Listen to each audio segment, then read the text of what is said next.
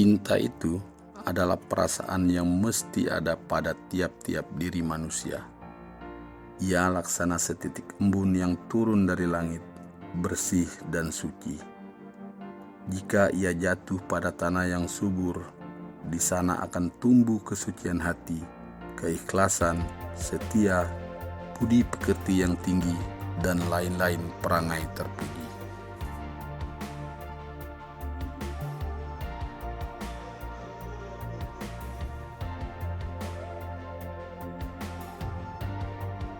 Cinta bukan melemahkan hati, bukan membawa putus asa, bukan menimbulkan tangis sedu-sedan.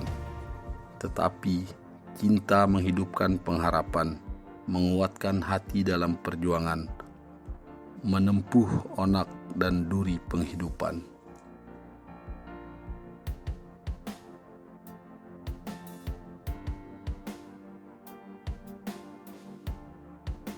Jangan takut menghadapi cinta.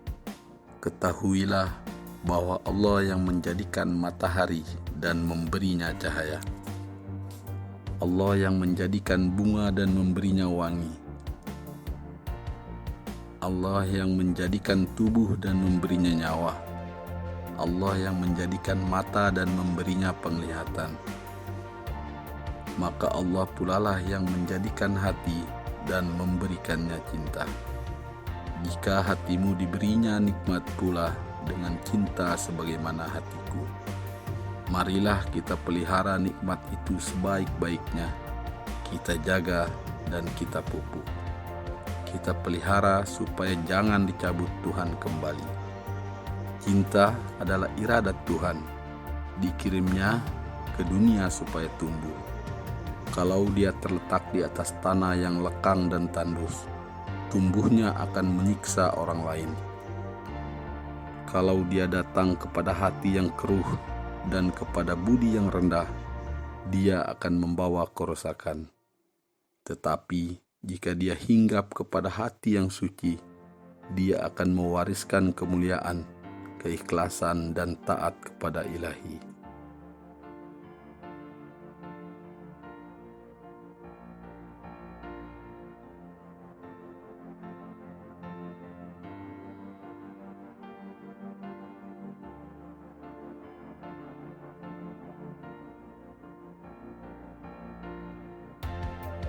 Takut akan kena cinta, itulah dua sifat dari cinta. Cinta itulah yang telah merupakan dirinya menjadi suatu ketakutan. Cinta itu kerap kali berupa putus harapan, takut cemburu, hibah hati, dan kadang-kadang berani.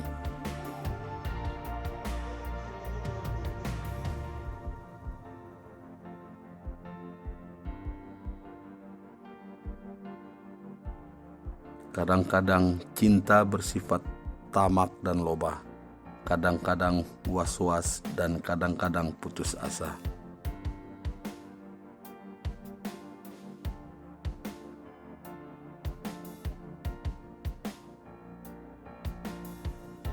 Saya merasa ingat kepadanya adalah kemestian hidup saya. Rindu kepadanya membukakan pintu angan-angan saya menghadapi zaman yang akan datang.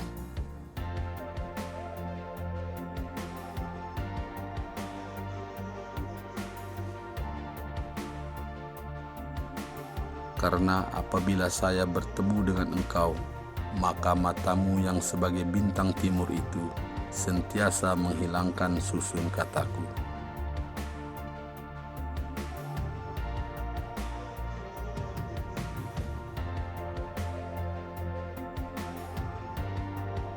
Yang amat ajaib ialah peperangan di antara otak dan hati. Beberapa saat dia dapat dilupakan dan hati mengikut dengan patuh apa kehendak otak. Tapi bila kelihatan rumah tangganya atau kelihatan rupanya sendiri, dan kadang-kadang bila namanya disebut orang, hati lupa akan perintah otak. Ia kembali berdebar. Ia surut kepada kenang-kenangannya yang lama. Ini yang kerap kali mengalahkan anak dah.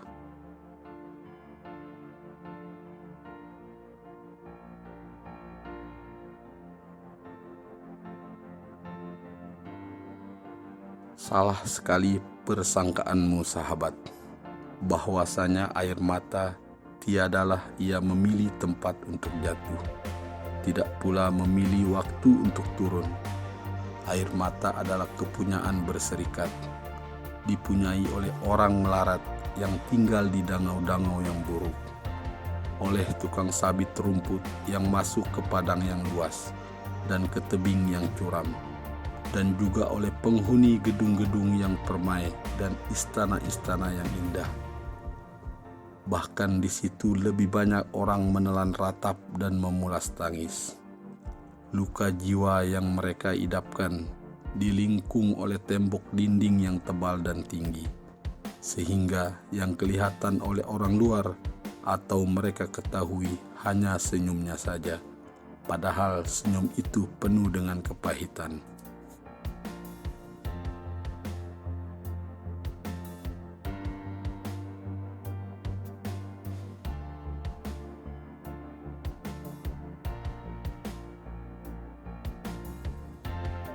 Apakah keuntungan dan bahagianya cinta yang tiada berpengharapan? Bukankah cinta itu sudah satu keuntungan dan pengharapan?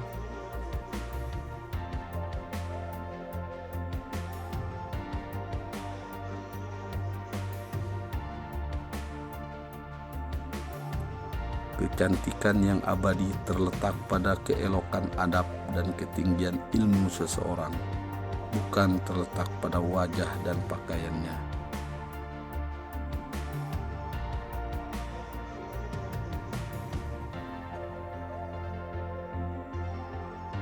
Kata-kata yang lemah dan beradab dapat melembutkan hati dan manusia yang keras.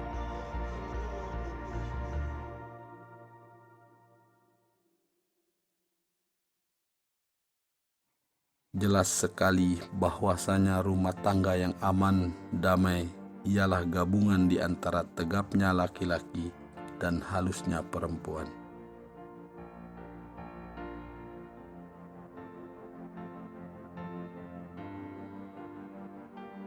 Saya akan pikul rahasia itu jika engkau percayakan kepada saya, dan saya akan masukkan ke dalam perbendaharaan hati saya, dan kemudian saya kunci pintunya erat-erat.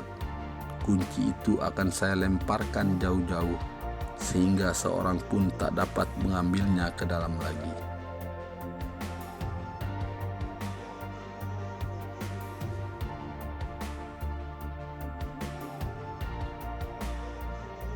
Anak lelaki tak boleh dihiraukan panjang. Hidupnya ialah buat berjuang. Kalau perahunya telah dikayuhkannya ke tengah, dia tak boleh surut palang, meskipun bagaimana besar gelombang. Biarkan kemudi patah, biarkan layar robek, itu lebih mulia daripada membalik haluan pulang.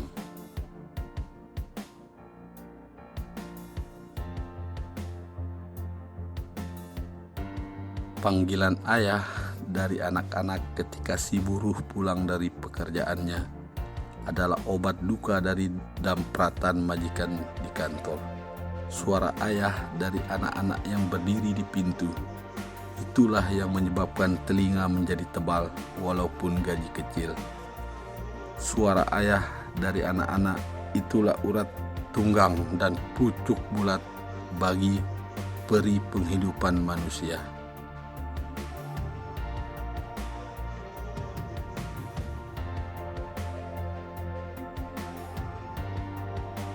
Jangan takut jatuh, karena yang tidak pernah memanjatlah yang tidak pernah jatuh.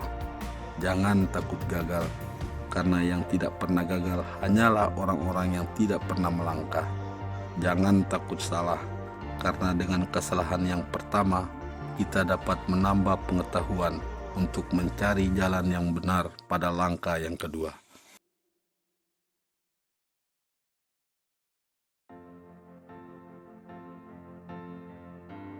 Oleh sebab itu, maka bertambah tinggi perjalanan akal, bertambah banyak alat pengetahuan yang dipakai.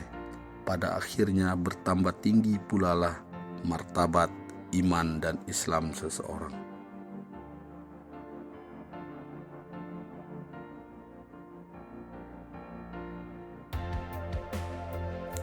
Lebih banyak orang menghadapi kematian di atas tempat tidur daripada orang yang mati di atas pesawat.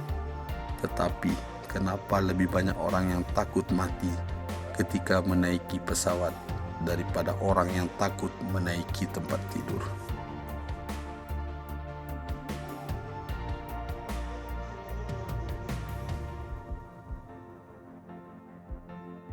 Di belakang kita berdiri satu tugu yang bernama nasib. Di sana telah tertulis role yang akan kita jalani. Meskipun bagaimana kita mengelak dari ketentuan yang tersebut dalam nasib itu, tiadalah dapat, tetapi harus patuh kepada perintahnya.